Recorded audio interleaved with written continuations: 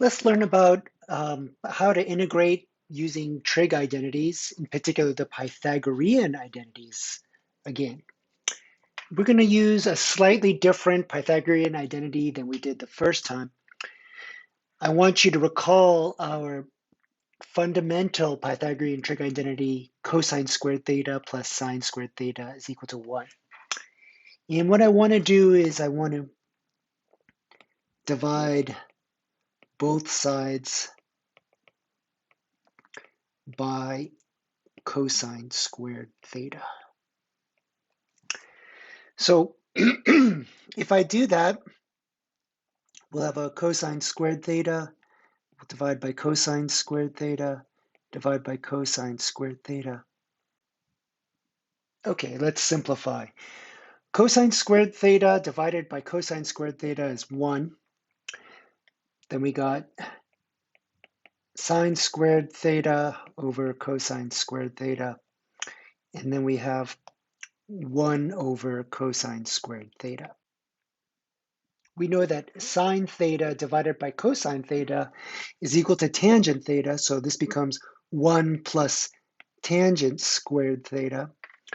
And then we know that 1 over cosine theta is secant theta, so the right-hand side becomes secant squared theta. So in this video, we're going to be using this trig identity to solve some integrals, okay? Another thing we're going to need is that we need to remember that the derivative of tangent theta is secant squared theta. So I'm going to highlight that as well. We're going to use both of these facts. So let's take a look at example 3.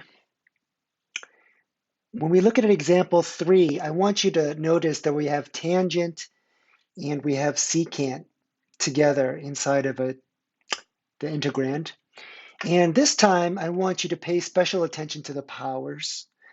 And I want you to notice that we have an even power of secant. So I'm going to highlight that right there.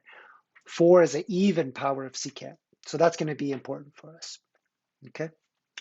So the first thing I want to do, noticing that even power of secant, is I am going to peel off 2 of those secants.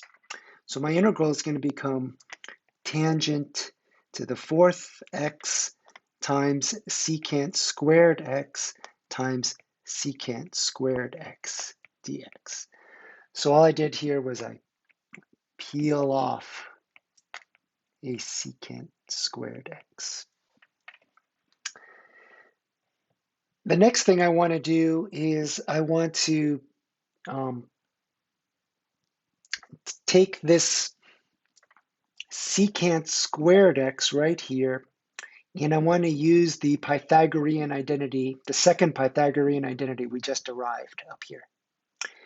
So I'm going to replace that. So I have my tangent to the 4th x. I'm going to replace the secant squared x with 1 plus tangent squared x. And then I'm going to leave the secant squared x dx off to the side. Okay, so all I did here was I used the second Pythagorean identity. And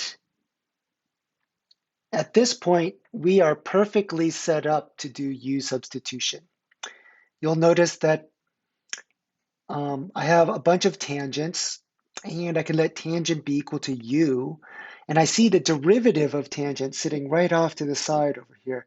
So we're perfectly set up to use U substitution, which is what I'm going to do next.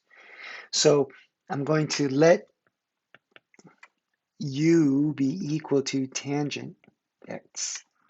And then when I differentiate, this means du dx is equal to secant squared x.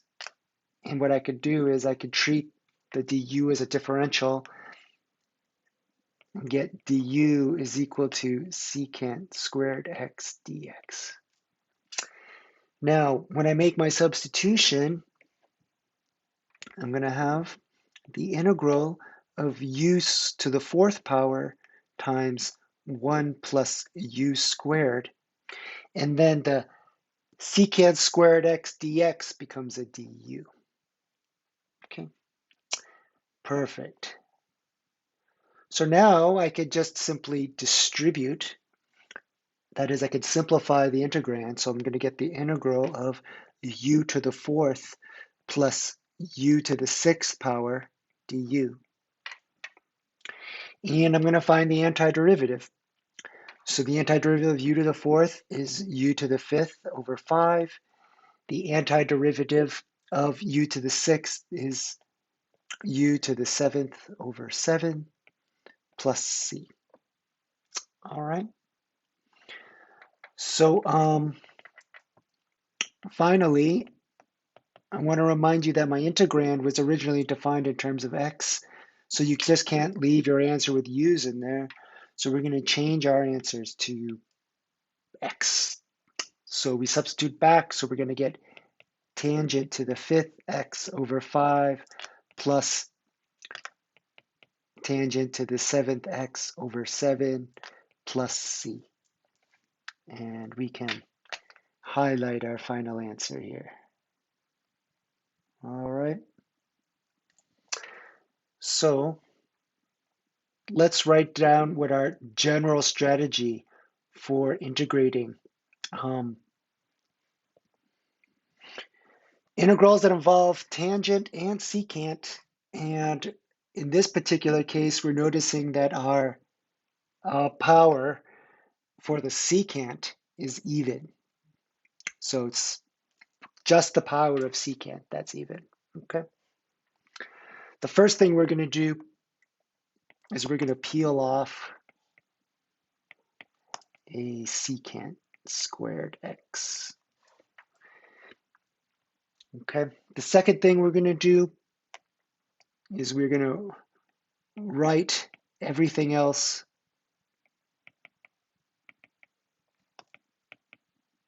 in terms of tangent x using our Pythagorean identity 1 plus tangent squared x is equal to secant squared x. The last thing we're going to do is we're going to use u substitution. You let u equal to tangent of x. Okay. This is basically our second video involving trigonometric identities using the Pythagorean identities. All right, everybody, take care.